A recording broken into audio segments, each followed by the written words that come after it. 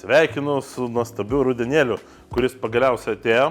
Jums parodys labai paprastą receptą – moliūgai. Moliūgų dabar begalė visur. Kur jūs padėt, ką su jais daryti, darykitės arba moliūgų saldainius, arba moliūgų sriubą.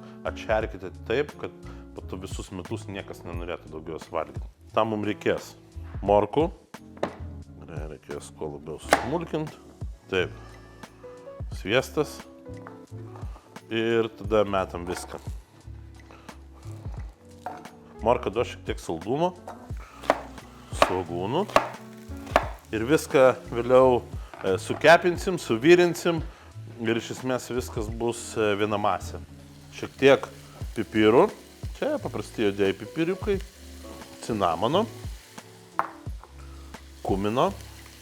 Šiaip galite naudoti kokius jūs mėgstat pagal savo nuožiūrą, kas jums patinka, bet aš čia rekomenduoju, kas labai tinka rudeniui, šitam metų laikui. Moliūgas. Kokį naudosite moliūgą, čia jau jūsų asmeninis pasirinkimas iš esmės. Aš naudoju sviestinį, man jisai toks labai gražiai atrodė. Žievės nieks nevalgys. Ir susimetam ir čia pakepintis kartu su viskuo. 20 minučių. Galite pasižiūrėti, kaip nuostabiai atrodo mūsų sriuba. Viskas minkštė, pažiūrėjom, ar morka suminkštė. Jo, va, viskas suminkštėjo. Viską viriau grietinėlė ir pienė. Labai svarbus yra niuansas, tai pačioj pradžioj nuvirti, pakepinti šiek tiek, kad vanduo nugaruotų nuo visų daržovių, nes kitaip susisluoksniuos. Dabar mes pasiemam